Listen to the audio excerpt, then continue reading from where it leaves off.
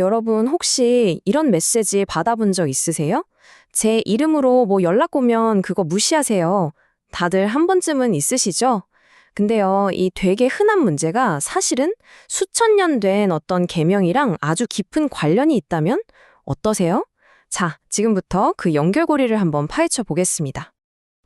이런 메시지 받으면 진짜 가슴이 쿵 하잖아요. 내 이름이, 그러니까 내가 도용돼서 막 혼란을 일으키고 피해를 주고 있을 때 그 당혹감, 우리한테는 이게 너무 익숙한 기분이라는 게 참 그렇죠.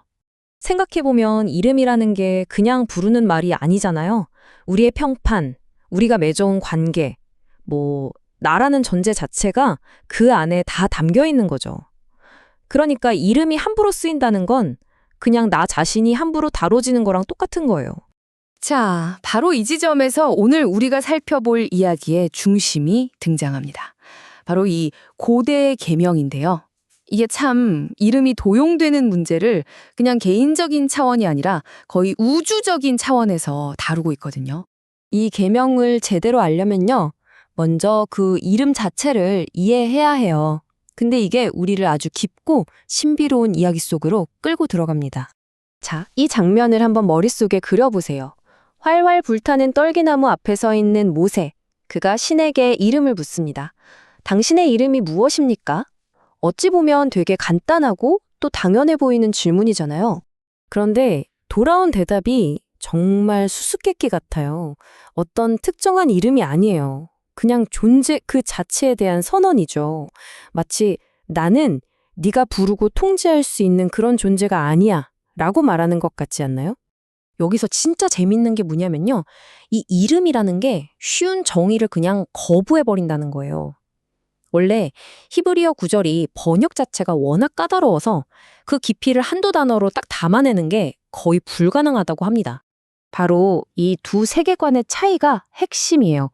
고대에는 신의 이름을 알면 그 신을 통제할 수 있다고 믿었거든요. 주문처럼요. 하지만 성경은 다르죠. 이름은 관계를 맺기 위한 계시라는 거예요. 그러니까 신이 일부러 통제 가능한 쉬운 이름을 주지 않은 것? 이게 왜 그렇게 혁명적이었는지 아시겠죠? 나는 통제의 대상이 아니라 너와 관계를 맺고 싶은 대상이다 라는 선언인 셈이죠. 자, 그럼 이제 이 계명의 진짜 핵심으로 한번 들어가 볼까요? 헛되이. 우리가 흔히 생각하는 이 단어의 의미가 사실은 빙산의 일각에 불과했다는 걸 아마 알게 되실 겁니다.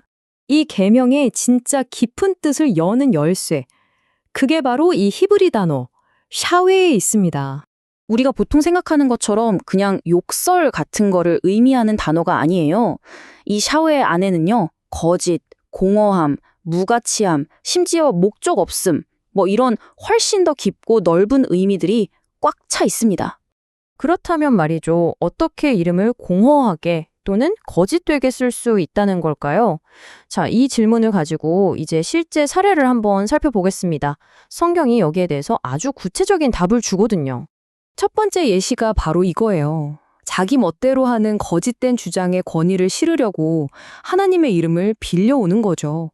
하나님이 나한테 이렇게 말씀하셨어 라고는 하는데 들어보면 사실은 그냥 자기 생각인 거예요. 이게 바로 이름을 샤웨, 즉 헛되이 사용하는 대표적인 경우입니다.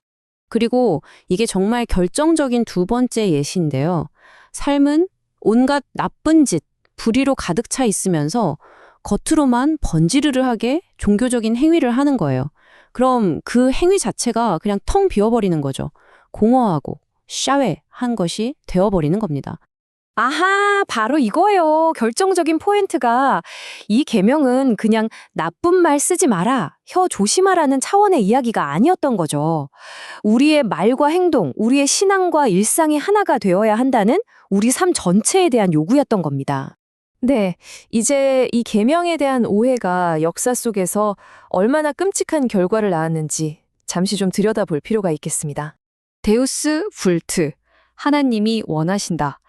참 섬뜩한 말이죠. 이게 1095년에 제1차 십자군 원정을 일으키면서 내세웠던 구호였습니다. 결국 이 구호는 정복, 약탈, 폭력을 정당화하는 구실이 됐습니다. 이 모든 끔찍한 일들이 하나님의 이름이라는 깃발 아래서 벌어진 거예요. 이건 이 계명에 대한 가장 궁극적인 위반이라고 할 수 있습니다. 하나님의 거룩한 이름을 인간의 탐욕과 학살 같은 끔찍한 악행의 명분으로 삼았으니까요.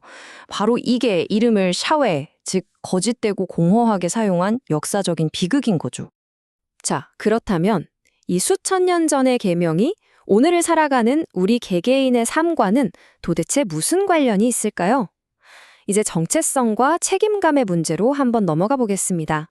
예를 들어서 그리스도인이라는 이름. 이게 그냥 종교 칸에 체크하는 분류가 아니잖아요. 말 그대로 그리스도에게 속한 사람이라는 뜻이니까 그 이름의 주인을 내가 대표하며 살아간다는 의미가 담겨 있는 겁니다. 바로 이 구절이 그걸 명확하게 보여주죠.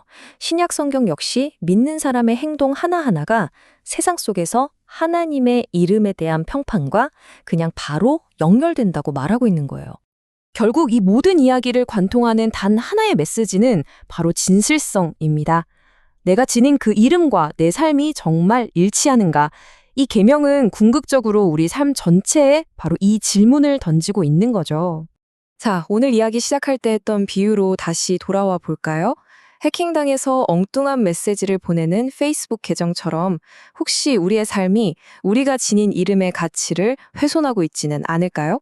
나의 삶은 나의 이름을 빛나게 하고 있는가? 아니면 오히려 도용되게 내버려두고 있는가? 이 질문이야말로 오늘 우리 모두가 스스로에게 꼭 던져봐야 할 가장 중요한 물음이 아닐까 싶습니다.